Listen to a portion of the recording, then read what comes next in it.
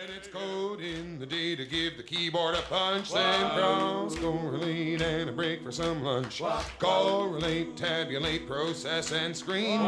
Program, print out, regress to the mean, and it's, oh boys, can't you code it? Program it right. Nothing ever happens in the... The topic of today's Stata video is macros. Macros come in two kinds of flavors, local macros and global macros, and we're only going to discuss what are called local macros. This is a bit of an esoteric topic, and if you don't get it right away, I'm going to encourage you to stick with learning how to use macros, because they can become a really important part of your workflow process in Stata. We're going to go ahead and get some basics up and running here and look at some examples, but I really want to just go ahead and show you some of the uses of macros, and then in another video we can explore some of the complexities of them. As I do in a lot of my videos, I'm going to use data from the General Social Survey to demonstrate some of these concepts. I'm going to use a subset of the data, and to review, you can look in lines 1 through 4 of my program window. And you see I'm going to subset the data first by the number of cases. I'm going to restrict my data set to the 2010 data. Then I'm going to restrict on the basis of variables. So I'm going to take a subset of the variables, that's line 3. And then in line 4, I'm using the missing function with the not modifier. That exclamation missing means not missing. I'm going to keep only non-missing values for the variables that I'm interested in. In these videos, when I have a program window like this open, I like to execute the code by highlighting all the text that I want to run, and I can do that by clicking on the 1 and dragging to 4, and then I come over and I click on the Execute Selection button. If you watch closely in the Variables window to the right of the Program Editor window, you'll see that you'll see the variables change as we get to my subset of data. Okay, there we go. So let's go ahead and now look at some basic commands in Stata so we can examine our data and see some issues of how display works, and then we'll move on to the macros. The first command I'm going to execute in line 8 is the browse command, so we can directly look at our data. Now, the browse command, I can enter that in the command line. In fact, all of these commands could be entered in the command line, but to prepare to make the video, I'm putting them all into this file anyway, so I just like to run them out of there. Let's highlight this line and run browse. And you can see that I'm displaying here the first 15 records of my data set. I'm going to go ahead and show you how to use the display command working with record 1 and record 10, and we're going to look at the variables prestige 80 and real R Inc.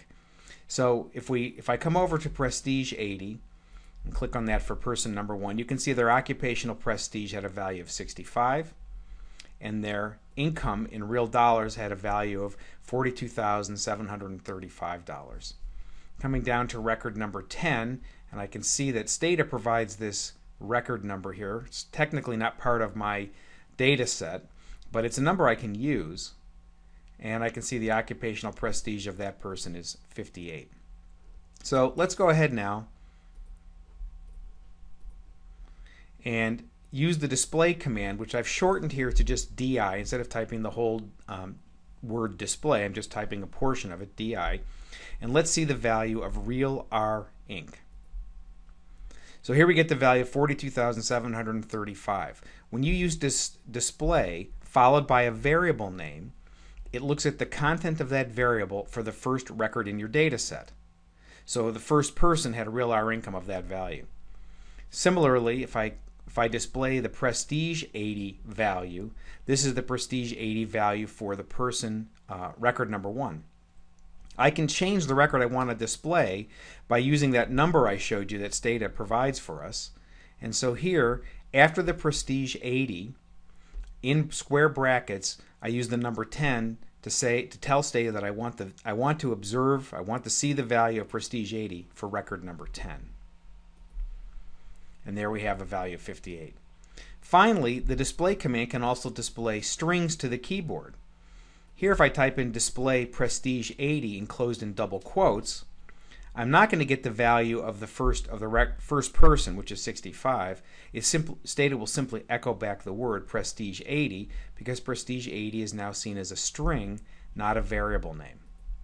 That's one place you can get confused when you're using macros, is the difference between when does it evaluate to a variable name, when does it evaluate to a string. So let's push on now and look at some basics here. When you define a local macro, the structure of the command is local, and then the name of the macro, and then the thing you want to store in the macro. So what are macros? A macro is a name. In this case, I've called it variable x, and x will contain the contents of the thing that comes after it, in this case, prestige 80. Not a very impressive demonstration here. X equals prestige 80. Now, I can display x now, and you have to do it in a very particular way. When I assign the value prestige 80 to x, and then I want to display it, so I'm looking at lines 15 and 16, I have to encase or surround that local macro x with single quote marks. And it's a little complicated here, and it will depend partially on your keyboard. That left quote, the first quote, is really not a single quote. It's up on your keyboard, usually on the left.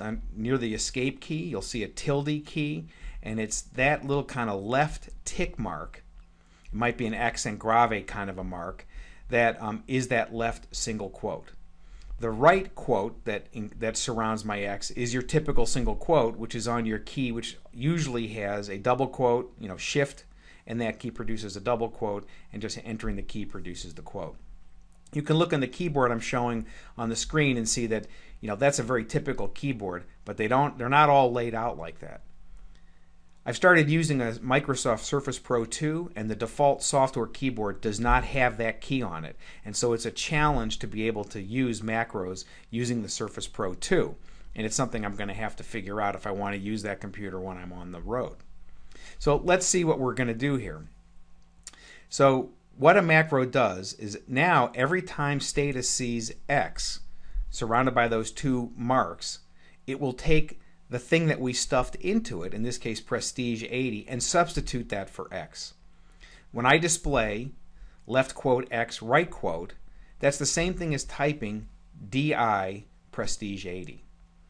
When I type in DI X surrounded by the quotes and then 10 in brackets, that's the same thing as typing DI prestige 80 and in the brackets 10. So let's go ahead and highlight these three lines and execute them and look at the output. It works the way the commands above we looked at when we were looking at kind of basic Stata display commands. Now display X is really saying display prestige 80, which we know means show us the value of prestige 80 for the first respondent.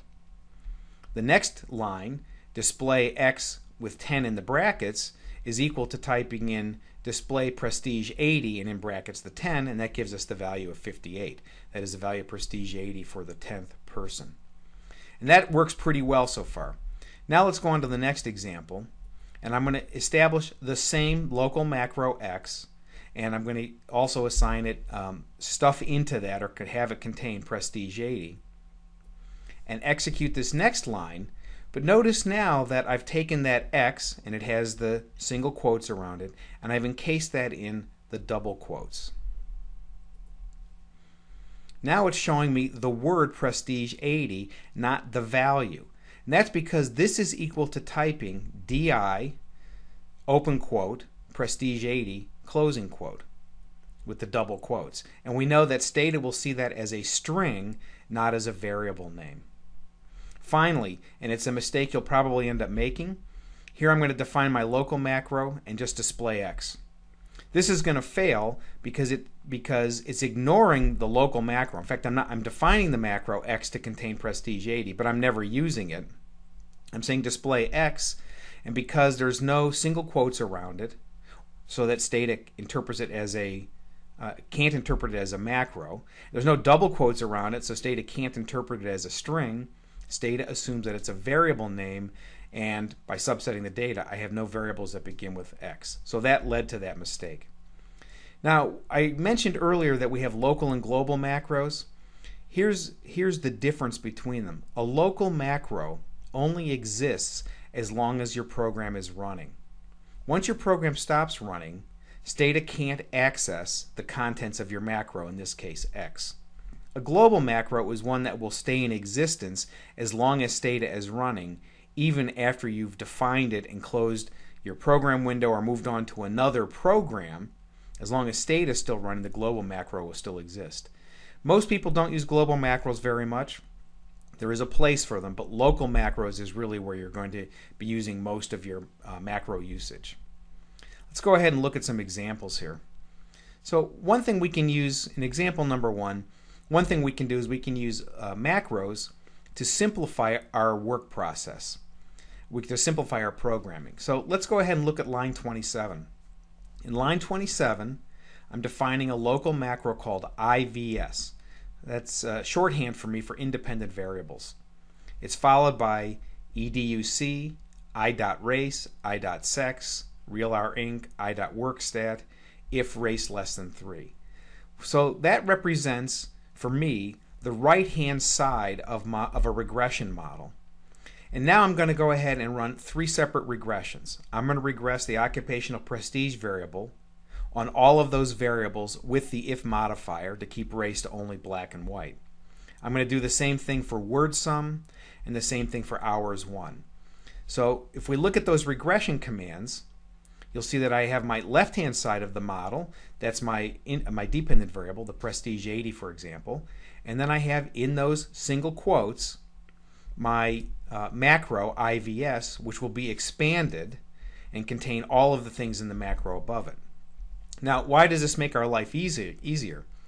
So I could definitely create 3 regression models here and just copy from educate educ to the 3 in the macro and do that 3 times. If I want to change my model, add a variable, drop a variable, change something to a continuous variable or an indicator variable, I'd have to make at least 3 changes to do that. Here, all I have to do is change the contents of my local macro, and all 3 of my models will do the exact same thing, except for a different dependent variable. Let's go ahead and highlight these lines and see how that works. We're not going to spend time going through the regression output, but I'll just scroll up the screen here so you can see that my first regression model was prestige 80 regressed on the local macro IVS, and you can see the outcome of that. There's education, race, and so forth. That my second model is in essence the same set of same right-hand side of the model. All that's different is word sum, so that's my dependent variable. And the last one is hours 1, the hours you typically work. Let's look at another example in Stata.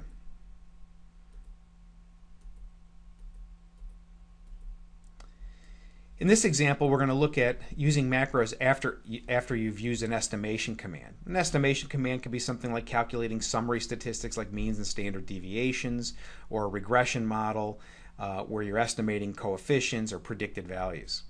So I'm going to take the variable for occupational prestige, and the first thing I'm going to do is summarize it so we'll get some descriptive statistics.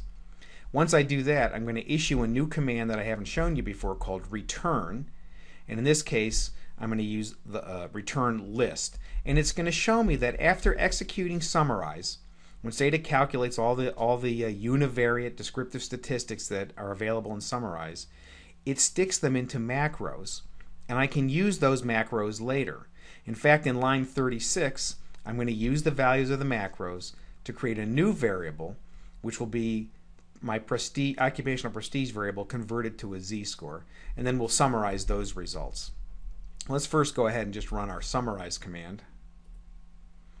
Here we get number of observations, mean, standard deviation, minimum, and maximum. So that's what's displayed for us.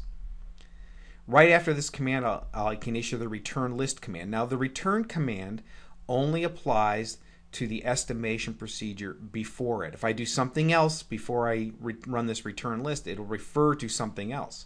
It won't refer to the summary statistics for prestige 80. Here it says there's a list of scalars. For example, RN669. So it's telling me that there's a local macro called R, open paren, capital N, close paren, and the value in that local macro is 669, which is the number of cases for this prestige 80 variable. Let's look down a little bit. What we need to do is to calculate a z-score is we need the mean of the prestige variable and we need the standard deviation of the prestige variable. And they're given as R, open paren, mean, close paren, and R, open paren, SD, and close paren. And the values respectively are about 44 and about 14. When we go down to line 36 of my program, I'm going to take those macro names, the R mean and the RSD, put them in those single quotes. Remember, the one is a left tick on the upper left side of your keyboard, and the other is a typical single quote. And I'm going to use them in the calculation of my z-score variable. And then we'll summarize both the occupational prestige score and the prestige 80 z-score. So here we have our mean and standard deviation, 44 and 14 respectively for prestige 80. For the z-score version of it, you'll see we have scientific notation. So this is it's that value minus 5.05 times 10 to the minus 9th. For all practical purposes, 0, and the standard deviation of 1. And you can see that our minimum and maximum values have been successfully transformed from 17 and 86 to minus 1.89 and 2.95. Let's go ahead and look at another example. I'm going to run a regression. And this was a relatively simple bivariate regression. We're going to regress occupational prestige on education for white and black respondents. And now, instead of using return list, after this kind of estimation procedure, I'll use an e-return list and see all the values that are available to me. Now, there's a fair amount here. I'm going to play mostly with the scalar values in the top half of the screen, and just to show you this one example, I'm going to use the MSS and RSS variance. So we have our model sum of squares and our residual sum of squares. EMSS is our model sum of squares, and ERSS is our residual sum of squares. And you can see these in the table up top. Model sum of squares is about 31,438. Residual sum of squares is about 92,336. We know if we take the ratio of the model sum of squares to the total sum of squares, we get our R-squared statistic. That is, model divided by model plus residual is equal to, in this case, about 0.2540. Let's go back to our program. And in line 41, you can see how I'm going to execute that. I'm going to display the model sum of squares divided by the model sum of squares plus the residual sum of squares, i.e. my total sum of squares. And I should get the same R squared value as in the table, and I do. Finally, there's a couple of other macros available to you after the regression model. For example, you can get to all the coefficient estimates, and you do that by using the underscore B label. So I'm going to display underscore B, and then within square brackets the name of the variable I'm interested in, which is underscore CONS, which is taken right off the computer output for regression, and underscore B, and in brackets EDUC.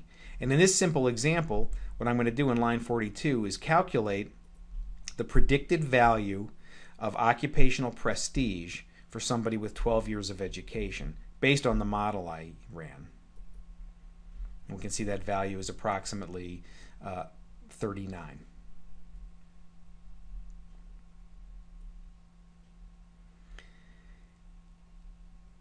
Now, we can do more complicated things, and Stata provides another convention for us to make life a little bit easier.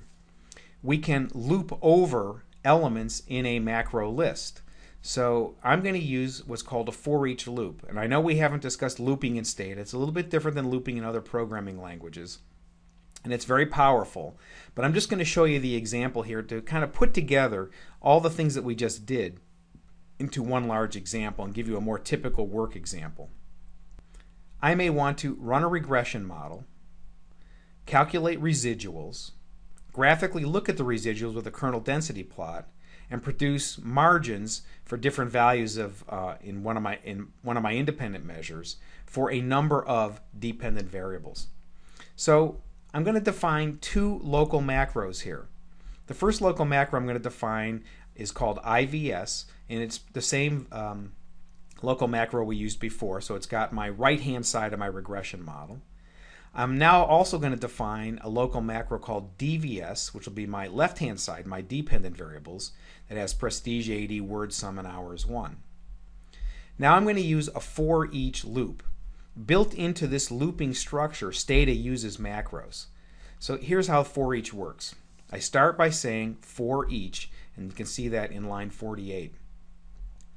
I define a macro name, and I'm using the macro name var. That's something I select. And then for this kind of loop, I'm going to look at for each var of var list, and then I provide Stata a variable list. In this case, I'm going to plug into there my DVS. So that is, I'm going to put in prestige 80, word sum, and hours 1. Remember that left tick, DVS, right tick, when expanded, will have the contents of my local macro DVS in it. Now I get to the guts of my program. I'm going to regress var on IVS, where both are defined as local macros. Well, what's var? The first time through the for each loop, it'll take the value of prestige 80 and regress that on IVS. The second time through my loop, it'll move from prestige 80 to word sum and regress word sum on IVS. And the third time, it will do the same thing, advance 1 and do hours 1. The next line is predict. So this is line 50. And notice now I'm using kind of a concatenation process. I've got tick var single quote underscore resid. So it'll take the value of var, and the first time through the loop that's prestige 80, and it will expand it to equal prestige 80 underscore resid and create a new variable with the residuals. And you just keep substituting those values in. Let's take a minute to look at a graphic I created to show you how this works. You can see above I've got my code from my computer program, from my Stata program, and I've highlighted the contents of IVS in blue and the contents of DVS in yellow. So in the top half of the screen you can see my actual Stata code. On the bottom half I'm showing you the equivalent code. The first time we step through this loop, every time Stata sees VAR, it's going to plug in prestige 80. And every time it sees IVS, it's going to plug in what's in blue, that is my right-hand side of my model. So down below, you can see that the first time through the loop, prestige 80 is in yellow, and EDUC and all the other variables are in blue. Once I go through the loop the next time, we move to the next set of the next content of that variable list, which in this case is word sum, and now that's in yellow. And then you can see I still have in blue my right-hand side of the model. Now, this looks kind of complicated, and I guess it is until you get used to working with it, but it really reduces our code quite a bit. We've reduced our code, this code at the top is about 66% less, or 66% of the code at the bottom. So number one, we've reduced the number of lines of code in our program, and usually fewer lines of code means a cleaner programming style, easier to debug. That's number one. Number two, we've made it easy. We know we want to do 4 things with each model. Run the model, create predicted values, look at a visualization of the residuals, and create some margins. But if I want to change my models, I can add variables or delete variables to my DVS local macro, or to my IVS local macro to suit my needs, and just run it over again, and I don't only have to change things in one location in the top part of the screen, not in the bottom. All in all, it's a very good trade-off for making my program more readable, more understandable, having less errors, and making it a little more efficient. That's really one use of macros that I use quite a bit, and I'm hoping you stick with it to try that yourself because it's very powerful. Let's look at one more example here, our last example. You can turn Stata into a large calculator with the display command.